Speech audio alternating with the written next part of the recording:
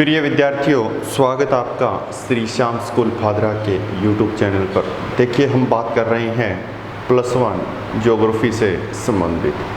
+1 geography में हमने lesson number 1 कर लिया था। अब हम लेसन नंबर 2 की बात करेंगे। लेसन नंबर 2 में भारत से संबंधित हमारी जो बुक चल रही थी वो भारत से संबंधित बुक चल रही थी। इसके अंतर्गत जो दूसरा लेसन आपका संरचना और भू आकृतिक विज्ञान, जियोमॉर्फोलॉजी, स्ट्रक्चर एंड जियोमॉर्फोलॉजी। देखिए, पहले अध्याय में हमने देखा था कि भारत से संबंधित जो सामान्य जानकारियां हैं वो किस प्रकार से हैं, उनकी अलग अलग विशेषताएं हैं, उन विशेषताओं के बारे में भी हमने डिस्कस की थी। जो सेकंड लेसन है आपका, इस सेकंड लेसन में हम ये देखेंगे कि भारत के अंतर्गत जो विभिन्नताएं दिखाई देती है उच्चावच से संबंधित जो भिन्नता दिखाई देती हैं, उन भिन्नताओं को हम किस रूप में अध्ययन करते हैं, कौन कौन से विशेषताएं हैं, जैसे पर्वतीय क्षेत्र, जैसे हम बात करते हैं मैदानी क्षेत्र की, जैसे हम बात करते हैं पठारी क्षेत्र की, जैसे हम बात करते हैं द्वीपीय क्षेत्र की। तो ये सारी की सारी जो विभिन्नताएं हमें दिखाई दे रही है, इनका हमें विस्तृत रूप से अध्ययन करना है। और ये ही सारी की सारी जो चीज़ें हैं ये आपके सेकंड नंबर लेसन में है, संरचना और भू आकृति। संरचना का यहाँ तात्पर्य ये है किस प्रकार की वहाँ पर एक क्रम पाया जाता है, एक उच्चावच पाया जाता है। संरचना किस प्रकार की संरचना हो सकता है, वो चट्टानों से संबंधित हो सकता है वो मिट्टी से संबंधित हो, किस प्रकार की वो संरचना है। किसी भी भौतिक प्रदेश की बात करेंगे, उस भौतिक प्रदेश की हमें संरचना देखनी। भू आकृतिक विज्ञान, आकृति की दृष्टि से वो कैसा प्रतीत होता है हमें, क्या उसके पीछे कोई ऐतिहासिक विषय है या नहीं है, इन सभी तथ्यों के बारे में हम देखेंगे। तो चलिए हम बात करते हैं लेसन नंबर 2, भारत के संदर्भ में संरचना और भू आकृतिक विज्ञान। देखिए, भारत की बात करते हैं तो भारत के अंतर्गत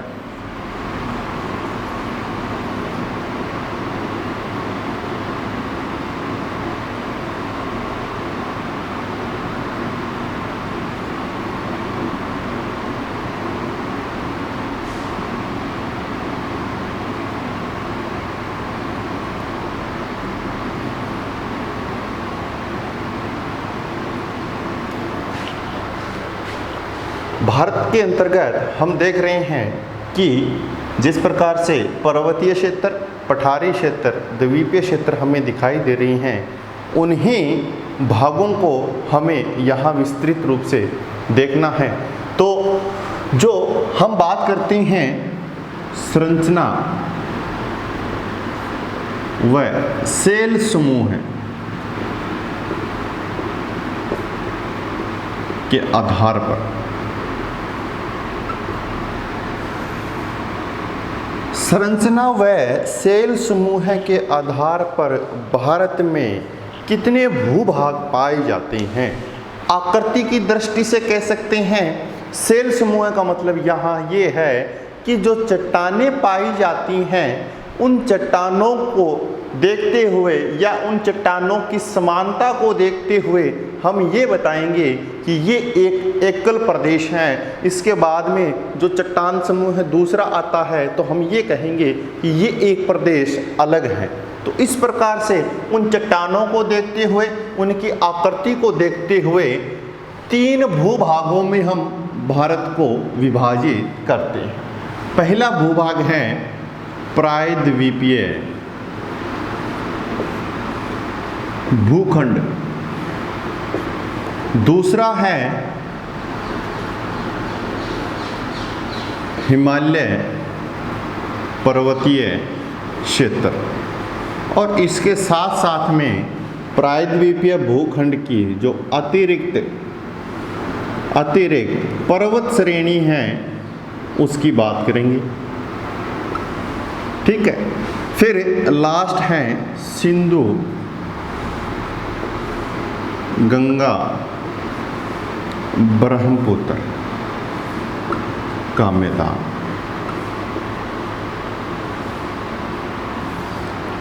ये हमने भाग किए हैं, कितने भाग किए हैं? 3 भाग किए हैं। किस आधार पे किए हैं? रचना व सेल समूह के आधार पर भारत में भौतिक प्रदेश कितने पाए जाते हैं? 3 पाए जाते हैं। अब हम देखेंगे तीनों कहाँ पाए जाते हैं, ये चीज़ देखेंगे। देखिए,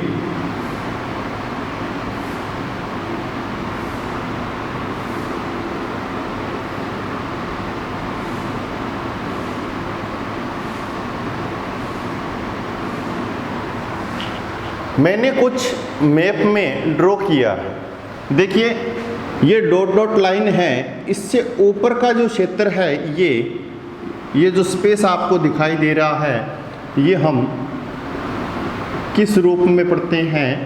हिमालय के रूप में पढ़ते हैं, 2 नंबर। ठीक है। ये जो नीचे का भाग आपको दिखाई दे रहा है, ये पढ़ते हैं हम प्रायद्वीपीय भूखंड के रूप में, ये 1 नंबर। ठीक है। और जो मिडिल के अंतर्गत रह गया है, मध्यम के अंतर्गत जो स्पेस दिखाई दे रहा है, उसको पढ़ते हम सिंधु गंगा ब्रह्मपुत्र। ये 3 भूभागों में हमने पूरे भारत को प्रदर्शित कर दिया, या हम कह सकते हैं पूरे भारत के अंतर्गत हम 3 भूभागों को यहाँ प्रदर्शित कर चुके हैं। ये तो था एक रचना या संरचना या आकृति व सेल समूह के आधार पर भारत का विभाजन किस दृष्टि से? भौतिक दृष्टि से विभाजन कर रहे हैं। हम राजनीतिक दृष्टि से विभाजन नहीं कर रहे हैं। राजनीतिक दृष्टि से विभाजन करेंगे तो हम बात करेंगे राज्यों की। हम भौतिक दृष्टि से विभाजन कर रहे हैं, इसलिए हम बात करते हैं पर्वतीय क्षेत्र की, मैदानी क्षेत्र की और पठारी क्षेत्र की। अब देखिए, मुख्य तौर पर कौन कौन से भौतिक भूभाग पाए जाते हैं। एक तो ये आधार हो गया, उसके बाद में एक आधार और पाया जाता है जिसको हम मुख्य या मोटे तौर पर भारत में भौतिक प्रदेश,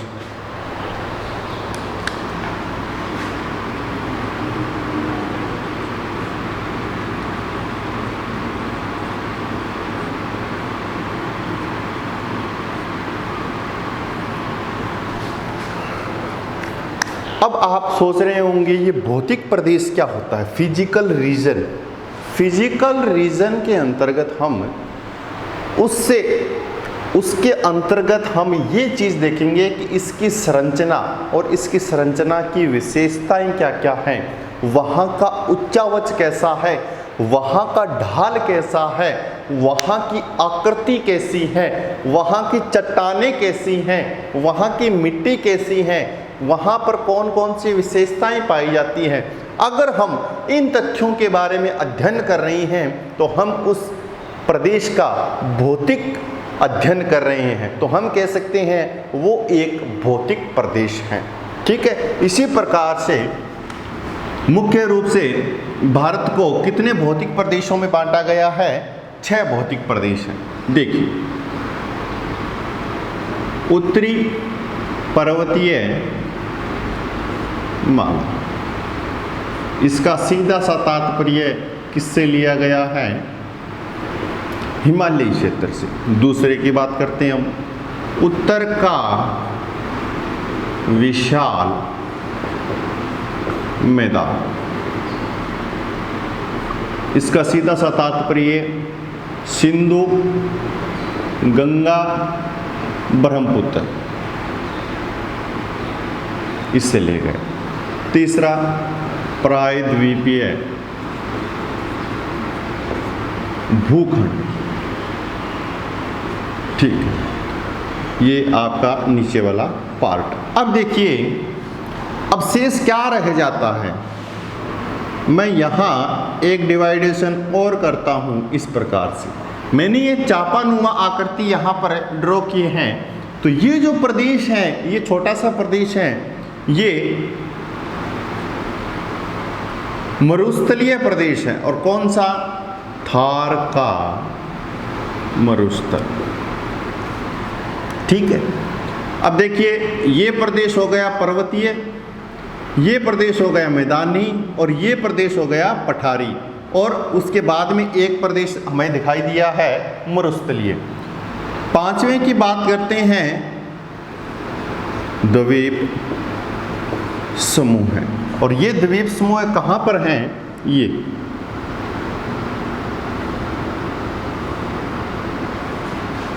एक इधर भी मिलेगा आपको, हमने बात की थी, ये लक्षद्वीप, और इधर अंडमान निकोबार। हम द्वीप समूहों की बात करते हैं तो लक्षद्वीप को भी काउंट करेंगे और अंडमान निकोबार को भी काउंट करेंगे।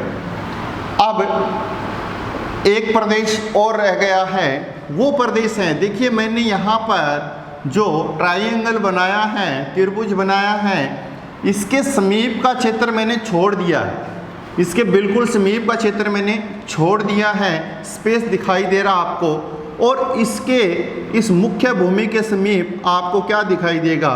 जलीय क्षेत्र दिखाई देगा। क्या दिखाई देगा? जलीय क्षेत्र। इस साइड वाला जल अरब सागर, और ये जो पूर्वी साइड है यहाँ पर बंगाल की खाड़ी। तो जहाँ से ये भूमि बिल्कुल जलीय क्षेत्र के समीप दिखाई दे रही है, उसको हम किस रूप में पढ़ते हैं? तट के रूप में पढ़ते हैं। किस रूप में पढ़ते हैं? तट के रूप में। और यहाँ पर कुछ मैदानी भाग नजर आएगा आपको, इसलिए इस क्षेत्र को किस नाम से जानेंगे? तटीय मैदान। तो हम अध्ययन करेंगे किसका? तटीय मैदान का। कितने भूभाग हो गए? 6 भूभाग। मुख्य रूप से, या हम कह सकते हैं वाइड, अगर विस्तृत अध्ययन करेंगे, अलग अलग प्रदेश का अध्ययन करेंगे, तो हमारे पास में कुल कितने भूभाग होंगे? 6 भूभाग होंगे। पर्वतीय क्षेत्र हो गया, विशाल मैदान हो गया, प्रायद्वीपीय पठारी क्षेत्र हो गया, थार का मरुस्थल हो गया, द्वीप समूह हो गया, और तटीय मैदानी प्रदेश हो गया। अब देखिए, भू आकृतिक दृष्टि से कोई भी प्रदेश एक दूसरे से मैच नहीं कर रहा है। हम ये नहीं कह सकते कि ये जो पठारी प्रदेश है ये इसमें आ गया या इसमें आ गया, सब अलग अलग हैं। मैदानी क्षेत्र की बात कर ली, पठारी क्षेत्र की बात कर ली, पर्वतीय क्षेत्र की बात कर ली, द्वीपों की बात कर ली, तटों की बात कर ली, मरुस्थल की बात कर ली, सभी बात कर ली हमने। ठीक है। अब इन्हीं प्रदेशों को हमें देखना है कि इनमें क्या क्या विशेषताएं पाई जाती है, कहाँ ये फैले हुए हैं, कौन कौन सी आकृतियाँ हैं, क्या इनके छोटे छोटे भाग भी हैं, क्या कौन कौन से राज्यों में व्यवस्थित हैं, ये सारी की सारी चीज़ें हम देखेंगे। तो चलिए हम सबसे पहले भू आकृतिक प्रदेश की बात करते हैं। देखिए, आप बिल्कुल मत सोचिए कि स्टार्टिंग जो आप बुक में देखोगे, स्टार्टिंग में कुछ दिया हुआ है, वो उत्पत्ति से संबंधित कुछ दिया गया है। जैसे उसमें बात की गई होगी आपके इंडियन प्लेट की, ऑस्ट्रेलियन प्लेट की, अंतर्जात बलों की, बहिर्जात बलों की, ये सभी जो बात की गई है ये आपकी एक दूसरी बुक है, फिजिकल ज्योग्राफी की दूसरी बुक है, ये भारत से संबंधित हैं, वो आपकी फिजिकल ज्योग्राफी। वो सारी की सारी चीज़ें अब समझ में नहीं आएगी, इसलिए मैंने उसको लेफ्ट कर दिया है, लीव कर दिया है, छोड़ दिया है मैंने उसको। क्यों? क्योंकि मैं जब वो दूसरी बुक पढ़ाऊँगा आपको तो उसमें अच्छे से समझ में आएगा और वहीं हम विस्तारित रूप से अध्ययन करेंगे। जब हम उसका अध्ययन करेंगे तब मैं आपको इसका रेफरेंस ज़रूर दूंगा, ताकि ये चीज़ भी आपकी क्या हो जाएगी? कंप्लीट हो जाएगी। उसके बाद में संरचना व सेल समूह के आधार पर 3 भागों में विभाजन किया। प्रायद्वीपीय भूखंड, हिमालय पर्वत की बात की, और सिंधु गंगा ब्रह्मपुत्र के मैदान की बात। उनमें भी कुछ मैटर दिया गया है, तो उनके अंतर्गत जो मैटर दिया गया है वो बिल्कुल शॉर्ट दिया गया है, और वही मैटर मैं इन 6 जो भूभाग हैं, इन 6 भूभागों में आपको बताऊंगा। तो जो पीछे छूट गया आपका वो सारा का सारा इनमें व्यवस्थित क्रम से आ जाएगा। ठीक है, तो चलिए हम शुरू करते हैं उत्तरी पर्वतीय प्रदेश।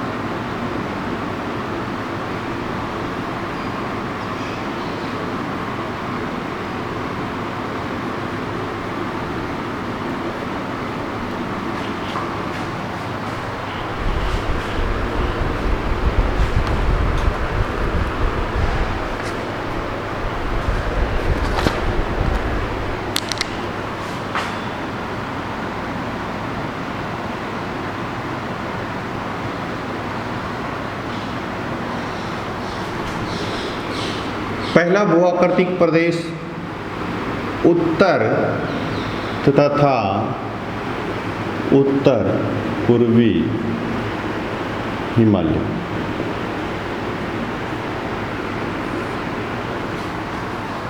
उत्तर तथा उत्तर पूर्वी हिमालय, सिर्फ बात करेंगे पूरे भारत में सिर्फ और सिर्फ इसी पार्ट्स की बात करेंगे। देखिए आप है ना, यहाँ जो पढ़ाया जा रहा है मैं अप्रोक्सीमेटली आपको लोकेशन दूंगा यहाँ पर, अप्रोक्सीमेटली। एग्जैक्ट तो यहाँ पर फिर भी नहीं दे सकते क्योंकि मैप छोटा बड़ा हो सकता है, लोकेशन कुछ न कुछ डिफेक्टिव हो सकती है, इसलिए आपकी बुक में जो दिया गया मैप है उसको अच्छी तरीके से देखना है कि कहाँ पर हिमालय पर्वत स्थित हैं। मैं आपको एग्जैक्ट तो नहीं लेकिन अप्रोक्सीमेटली लगभग उसी के समान आपको लोकेशन बताऊंगा। तो जो हिमालयी पर्वतीय प्रदेश हैं वो इस प्रकार से, इसकी दिशा की बात करते हैं तो हिमालय पर्वतीय प्रदेश उत्तर पश्चिम से लेकर इस साइड में दक्षिण पूर्व की ओर व्यवस्थित क्रम से फैला हुआ है। तो हमने दिशा की बात की सबसे पहले कि इसकी दिशा क्या है, तो दिशा हमें नजर आई। देखिए दिशा से संबंधित मैं आपको बता देता हूँ,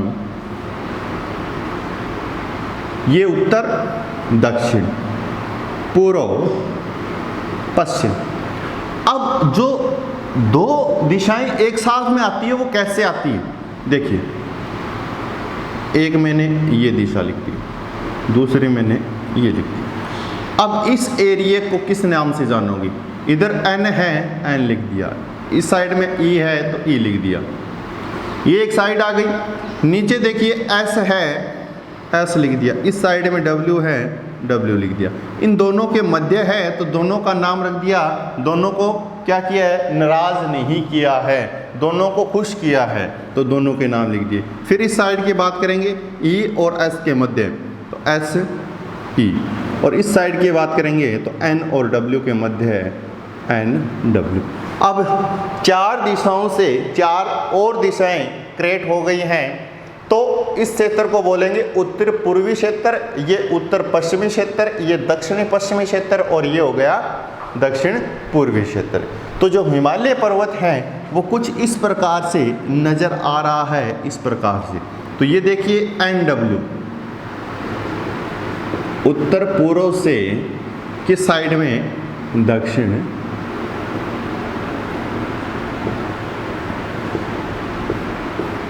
पश्चिम की ओर, ये इसकी दिशा हो गई, या हम ये कह सकते हैं कि ये इसका ढाल हो गया।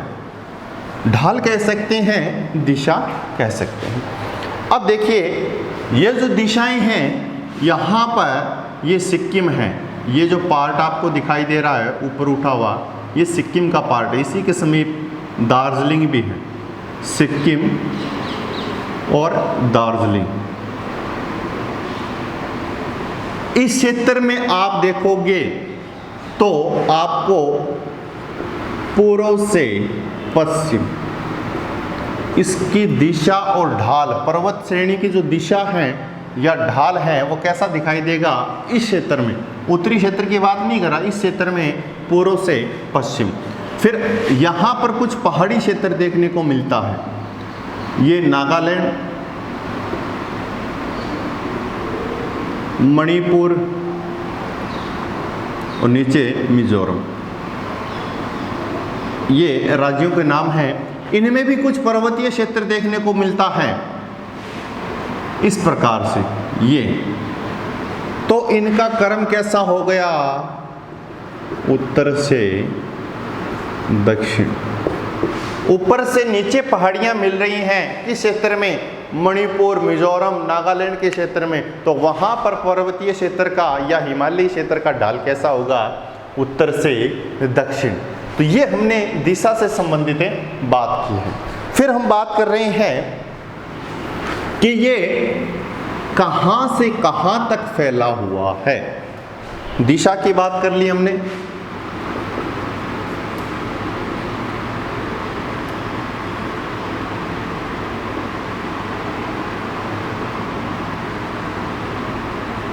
दिशा की बात कर ली, उसके बाद में विस्तार के बारे में देखेंगे, इसका विस्तार किस प्रकार से पाया जाता है। विस्तार की बात करेंगे तो विस्तार पाया जाता है, यहाँ पर एक पर्वतीय क्षेत्र है ये, और यहाँ लास्ट एक पर्वतीय क्षेत्र है ये।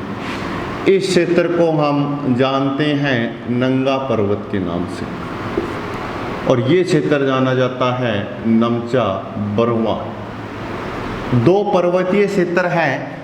भारतीय हिमालय की बात करेंगे, अब कहोगे सर भारतीय हिमालय और नेपाल हिमालय और चीन हिमालय ये क्या चीज़ है।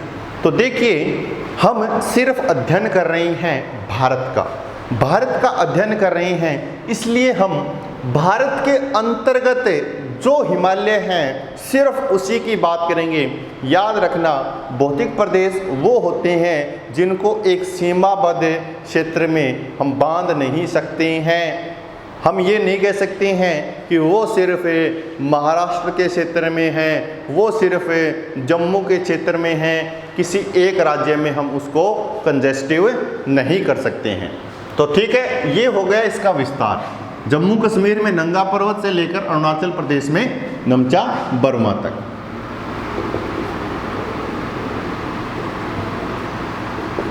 नमचा बरुआ। अब इसकी लंबाई की बात करेंगे, इसकी कुल लंबाई कितनी पाई जाती है इसी क्रम में। इसकी कुल लंबाई के संदर्भ में हम देखते हैं 2500 किलोमीटर। चौड़ाई की बात कीजिए, चौड़ाई कितनी है, चौड़ाई कहीं ज़्यादा कहीं कम प्रतीत होती हैं, इसलिए आपके सामने मिलेगा 160 से 400 किलोमीटर। कहीं ये छोटा हो जाता है, कम चौड़ा मिलता है, कहीं ये ज़्यादा चौड़ा मिलता है, तो मिनिमम 160 मैक्सिमम 400 आपको नज़र आएगा।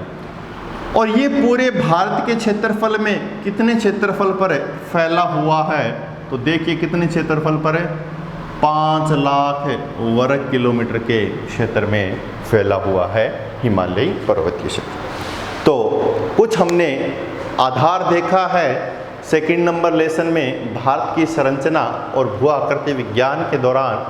अब हम नेक्स्ट क्लास में इसका विस्तारित अध्ययन करेंगे। तो आशा करता हूँ कि आपको वीडियो अच्छे समझ में आया होगा। Thank you very much. जय हिंद, जय भारत।